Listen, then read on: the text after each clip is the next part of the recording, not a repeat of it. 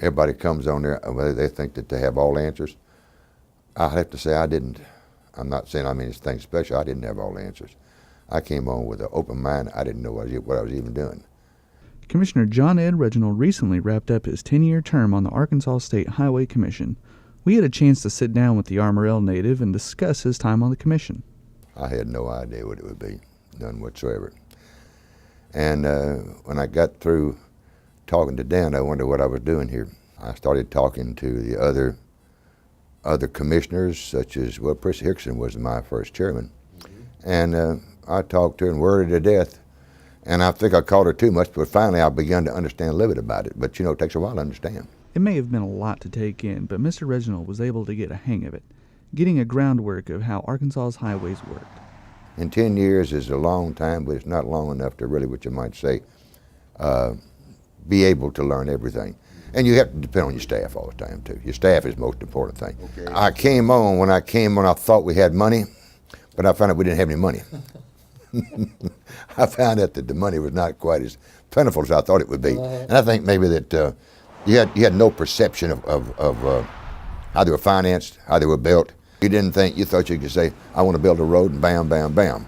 I found out now that it takes about 6 to 7 years to get a road, to build a road and then get it back and then get it built. It takes that long. But I divide highways in two categories. I say you have the two categories are the wants and the needs. Now the wants, when you look at the wants, they're out. The needs, most of them are out too, so you're cut down, so the wants just have to just go wanting because you have to build what the needs are. And you have to say no so many times, it's pitiful. But you say it, and sometimes it's tough to do. As a highway commissioner, Mr. Reginald spent a lot of time listening to the public. The people, most of them pretty nice. You have some people that say, we demand this or we demand that. You can't do anything about it, but that's their idea. We demand this or we demand that, but you can't. They just don't understand it. But most people don't understand the funding of highways. Most people think that they can ask for something and the money is already there. You can't do that. There's no way you can do that right there. They don't understand sometimes. I don't care how intelligent they are, they still don't understand. They think my project is the project. Like I said a while ago, you have the needs and the wants. When things got difficult, Mr. Reginald had one group he could turn to for the answers.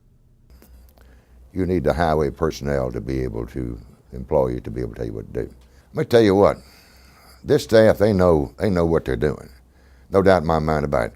In fact, the business, I look at Scott Bennett. Scott, he started at the bottom and came up, and Scott he's a person that has a knowledge of all the facets of the highway. The staff to me is top drawer.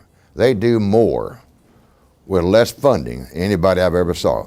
I put them against anybody in the nation. During his time as a highway commissioner, there were plenty of things he was proud of.